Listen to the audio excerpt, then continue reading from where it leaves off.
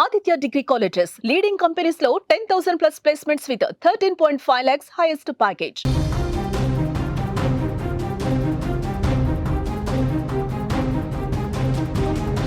తిరుపతి నుంచి big breaking news అందుతోంది. తిరుపతి శ్రీకాళహస్తికి సంబంధించిన రాయుడు అనే జనసేన కార్యకర్త అలియా శ్రీనివాసరావు అతని పేరు దారుణ హత్యకు గురైన కేసులో శ్రీకాళహస్తి జనసేన పార్టీ ఇన్ఛార్జ్ వినూతన ఆమె భర్త చంద్రబాబుని తమిళనాడు పోలీసులు అదుపులోకి తీసుకున్నారు.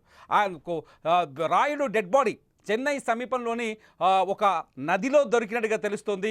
రాయుడిని వారం రోజుల క్రితం ఒక గోడౌన్లో దారుణంగా చిత్రహింసలకు గురి చేసినట్టుగా తెలుస్తుంది. రాయుడు ఎవరో కాడు, వినూతనకి డ్రైవర్గా ఉన్నాడు, పిఏగా కూడా పనిచేశాడు, నమ్మిన బంటుగా ఉన్నాడు రాయుడు అని తెలుస్తుంది. అయితే జూన్ 21న రాయుడిని విధుల నుంచి తొలగిస్తూ వినూతన ఒక సోషల్ మీడియాలో ఒక ప్రకటన కూడా విడుదల చేసింది, ప్రకటించింది. అంటే జూన్ 21నే రాయుడిని పనిలో తొలగించినట్టుగా తెలుస్తుంది. రాయుడు జనసేన కార్యకర్తతో పాటు వినూతన డ్రైవర్ అట్లాగే పిఏగా కూడా పనిచేశాడు. రాయుడు డెడ్ బాడీ చెన్నై సమీపంలోని కూవం నదిలో గుర్తించారు తమిళనాడు పోలీసులు. ఆ తర్వాత ఈ హత్యకి వినూతన కారణం కావచ్చనే ఉద్దేశంతో వినూతన ఆమె భర్త చంద్రబాబుతో పాటు మరో మొత్తం 5 మందిని పోలీసులు అదుపులో తీసుకున్నట్టు తెలుస్తుంది. దీనికి సంబంధించిన మరింత సమాచారాన్ని తిరుపతి నుంచి మా ప్రతినిధి ఉమాశంకర్ అందిస్తాడు. ఉమాశంకర్ లైవ్లో ఉన్నారు మనకు అందుబాటులో. ఇప్పటికే వీళ్ళిద్దరిని పార్టీ నుంచి కూడా, వినూత్ని చంద్రబాబుని పార్టీ నుంచి కూడా సస్పెండ్ చేసినట్టుగా జనసేన ప్రకటించింది. ఉమా, అసలు ఏం జరిగింది? అసలు ఇతను రాయుడు ఎప్పుడు మిస్ అయ్యాడు, ఎప్పుడు డెడ్ బాడీ దొరికింది, వీళ్ళని ఎప్పుడు అరెస్ట్ చేశారు?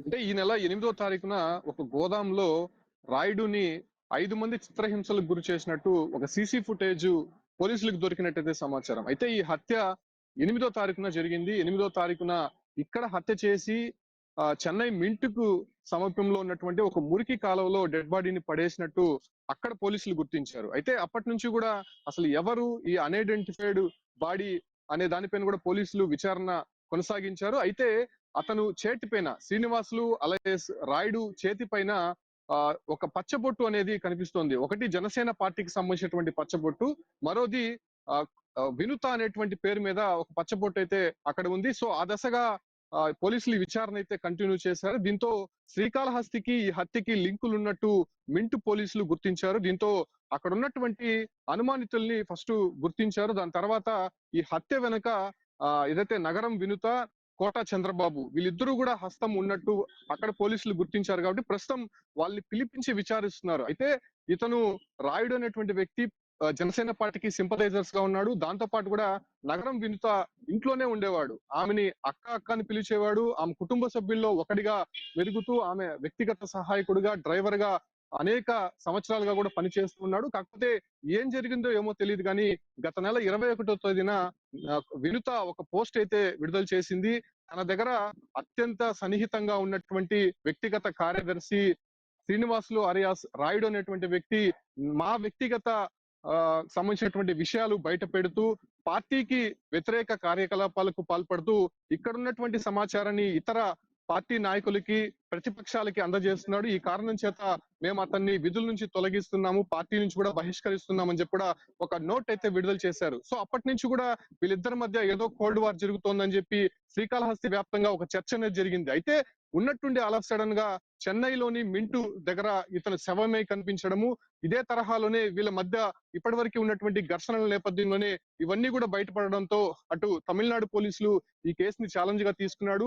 ఏపీ పోలీసులు పూర్తిగా సమాచారం ఇచ్చి వాళ్ళ సహాయం తీసుకొని ప్రస్తుతం కోట వినుత నగరంని, అదే రకంగానే ఆమె భర్త చంద్రబాబుని ఇద్దరిని కూడా అదుపులోకి తీసుకొని విచారిస్తున్నట్టు తెలుస్తోంది. వీళ్ళతో పాటు మరో 3 కూడా ఈ హత్యలో పాల్గొన్నట్టయితే సమాచారం. బట్ వీళ్ళు చేశారా లేదా, లేకపోతే వీళ్ళు చేయించారా లేదా అనే విషయాలపైన ఇప్పటి వరకు ఒక క్లారిటీ లేదు. కానీ అయితే ఈ విషయం బయటపడగానే తమిళనాడు పోలీసులు వీళ్ళిద్దరిని అదుపులోకి తీసుకోగానే అటు జనసేన పార్టీ కూడా ఇప్పటికే స్పందించింది. వాళ్ళని పూర్తిగా పార్టీ కార్యక్రమాల నుంచి దూరం పెట్టాలి, పార్టీ నుంచి బహిష్కరిస్తున్నామని చెప్పి ఒక ప్రెస్ నోట్ కూడా ఇప్పటికే రిలీజ్ చేసినటువంటి జనసేన పార్టీకి సంబంధించిన కొన్ని విరుద్ధమైన కార్యకలాపాల్లో వీళ్ళు పాల్గొన్నారు. ఈ నేపథ్యంలోనే అన్ని కలిపి ఇప్పుడు ఈ ఇన్సిడెంట్ తర్వాత మొత్తం కలిపి బయటకి వీళ్ళని పార్టీ నుంచి బహిష్కరిస్తున్నట్టుగా లేఖలో చాలా స్పష్టంగా ఉంది.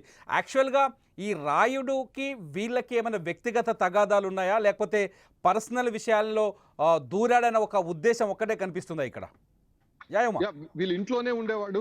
ఖచ్చితంగా ఆ కుటుంబ సభ్యుల్లో ఒకరుగా అతను మెలిగాడు. ఇప్పటివరకు కూడా అతను చాలా చురుగ్గా పార్టీ వ్యవహారాల్లో కూడా పాల్గొనేవాడు. అయితే అకస్మాత్తుగా ఎందుకు గత నెలలో 21వ తారీఖున ఆ పోస్ట్ పెట్టాల్సి వచ్చిందో, అతను దూరం పెట్టాల్సి వచ్చిందనే విషయాలపైన పక్కనే ఉన్నటువంటి పార్టీ కార్యకర్తలు కూడా ఏ విషయం కూడా చెప్పకుండా నేరుగా ఒక ప్రెస్ నోట్ రిలీజ్ చేసి అతన్ని దూరం పెట్టడం జరిగింది. సో అప్పటి నుంచి కూడా అసలు ఏం జరుగుతోంది, అసలు ఎందుకు ఇతన్ని పార్టీ నుంచి దూరంగా పెట్టారనే విషయాలపైన కూడా పక్కన ఉన్నటువంటి పార్టీ కార్యకర్తలు కూడా వాళ్ళని అడిగే ప్రయత్నం చేశారు. అయినప్పటికీ అటు వినిత కావచ్చు, లేదంటే ఆమె భర్త చంద్రబాబు ఈ విషయాన్ని దాటవేసే ప్రయత్నం చేశారు. సో అప్పటి నుంచి కూడా వీళ్ళపైన అనుమానం అయితే ఉంది. అయితే పార్టీకి సంబంధం లేనటువంటి వారు, వీళ్ళకి సంబంధించినటువంటి వాళ్ళు ఒక ముగ్గురిని కలుపుకొని అతన్ని ఒక గోదాంలో చిత్రహింసలకు గురి చేసినట్టయితే మాత్రం ఒక ప్రాథమికంగా ఒక ఇన్ఫర్మేషన్ వస్తుంది. ఆ తర్వాత రాయుడు ఆచూకీ ఎక్కడ కూడా కనిపించలేదు.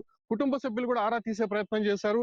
నగర వినుతాని సంప్రదించే ప్రయత్నం చేస్తారు. అయితే తనకేమీ తెలియనట్టు, అసలు ఎక్కడున్నాడో మాకు తెలియదు, మేము గత నెలలోనే అతన్ని బహిష్కరించాము, అతన్ని దూరం పెట్టామనే విషయాలైతే కుటుంబ సభ్యులకి చెప్పసాగారు. సో కుటుంబ సభ్యులు కూడా లోకల్ గా ఉన్నటువంటి నాయకులని, అక్కడ ఉన్నటువంటి ఫ్రెండ్స్ ని విచారించే ప్రయత్నం చేస్తారు. అయినప్పటికీ రాయుడు ఆచూకీ ఎక్కడా కూడా కనిపించలేదు. కాకపోతే 8వ తారీఖున హత్యకు గురైనటువంటి రాయుడు చెన్నై మింటూ సమీపంలో ఉన్నటువంటి ఒక మురికి కాలువలో పడి ఉన్నాడు. సో దాన్ని కూడా ఒక 2 రోజుల తర్వాత వాళ్ళు ఐడెంటిఫై చేశారు. ఆ తర్వాత దగ్గరలో ఉన్నటువంటి పోలీసులకు ఇన్ఫర్మేషన్ ఇచ్చిన తర్వాత అతని దగ్గర ఉన్నటువంటి కొంత ఇన్ఫర్మేషన్, అతని చేతిపైన ఉన్నటువంటి పచ్చబొట్టు ఆధారంగా గుర్తించినటువంటి నిందితులని ప్రస్తుతం అదుపులోకి తీసుకొని విచారిస్తున్నారు. అయితే ఈ కేసు ప్రస్తుతం కాళహస్తిలో అదే రకంగానే రాజకీయంగా కూడా కొంత చర్చనీయాంశంగా మారింది. కాబట్టి ఈ ఒక్క వ్యవహారం ఎటువైపు వెళ్తుందో చూడాల్సి ఉంది. బట్ ఇంకోటి కూడా ఇక్కడ ఇంపార్టెంట్ విషయం చూడాలి. గత ఎన్నికల్లో కూడా ఏదైతే వినుత అనేటువంటి ఆమెకి పార్టీకి సంబంధించినటువంటి సీటు, అంటే ఇక్కడ తనకి సీటు కేటాయించాలని చెప్పి కూడా కూటమి నాయకులతో కూడా ఆమె వ్యతిరేకంగా ఉన్నట్టయితే తెలుస్తుంది. అటు బీజేపీతో కావచ్చు, లేదంటే టీడీపీకి సంబంధించి బొజ్జల సుధీర్ రెడ్డితో కూడా ఆమె అనేక సందర్భాల్లో వ్యక్తిగతంగా కావచ్చు, లేదంటే పరోక్షంగా ప్రత్యక్షంగా ఘర్షణలకు దిగినటువంటి సందర్భాలు అనేక సందర్భాల్లో కనిపించాయి. కాకపోతే ఇక్కడ ఆమె చెప్తున్నటువంటి ఏంటంటే మాకు సంబంధించినటువంటి వ్యక్తిగత విషయాలు కావచ్చు, లేదంటే రాజకీయానికి సంబంధించినటువంటి విషయాలను అటు టీడీపీ మిగతా పార్టీ నాయకులకి చేరవేస్తున్నాడు. సో ఈ కారణంగానే మేము దూరం పెట్టామనేటువంటి విషయం చెప్పుకొని వస్తున్నారు. బట్ ఇక్కడ ఈ హత్య జరిగినటువంటి తీరు చూస్తుంటే అసలు ఏం జరిగింది, వ్యక్తిగతంగా జరిగిందా, లేకపోతే వీళ్ళ పర్సనల్ విషయాలు ఏదైనా అతను బయట పెట్టడం కారణంగా ఈ రకంగా జరిగిందా అనే విషయాలపైన కూడా పోలీసులు ఎంక్వైరీ చేస్తున్నారు. కాబట్టి ఈ ఒక విచారణ తర్వాత ఖచ్చితమైనటువంటి సమాచారం బయటకు వచ్చేటువంటి ఉమా ఇక్కడ శ్రీకాళహస్తి పోలీసులు కూడా దీనిపైన విచారణ ఏమైనా చేపట్టే అవకాశం ఉందా? వాళ్ళు కూడా ఇన్వెస్టిగేషన్ మొదలు పెట్టారు ఇక్కడ? ఖచ్చితంగా మింట్ పోలీసులు ఇప్పటికే లోకల్ గా ఉన్నటువంటి శ్రీకాళహస్తి పోలీసుల్ని సంప్రదించారు.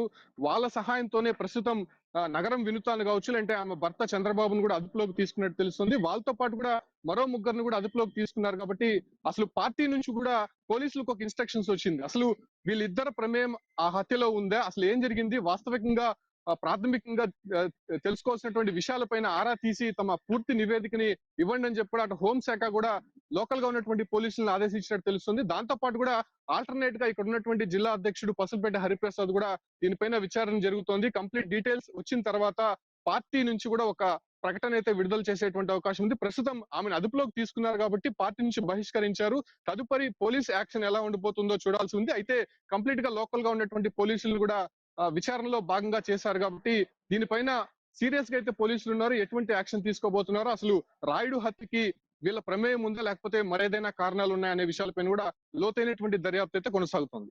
రైట్ ఉమా, ఇది మన స్క్రీన్లో చూస్తున్నాం. జనసేనకు సంబంధించిన లేఖ ఇప్పటికే వినూత్న అట్లాగే చంద్రబాబుని కూడా పార్టీలోంచి బహిష్కరించినట్టుగా జనసేన ప్రకటించింది. ఎందుకంటే కొద్ది కాలంగా జనసేనలో కూడా వీళ్ళు పార్టీ విరుద్ధ కార్యకలాపాలు చేస్తున్నట్టుగా చర్చ కొనసాగుతుంది. ది సేమ్ టైం స్థానికంగా కూటమి నేతలతో కూడా వినూత్న కొంత దురుసుగా లేకపోతే వ్యతిరేక భావజాలంతో పనిచేస్తున్నట్టు తెలుసు. అన్ని పక్కన పెడితే రాయుడిని చంపాల్సిన అవసరం ఎందుకు వచ్చింది?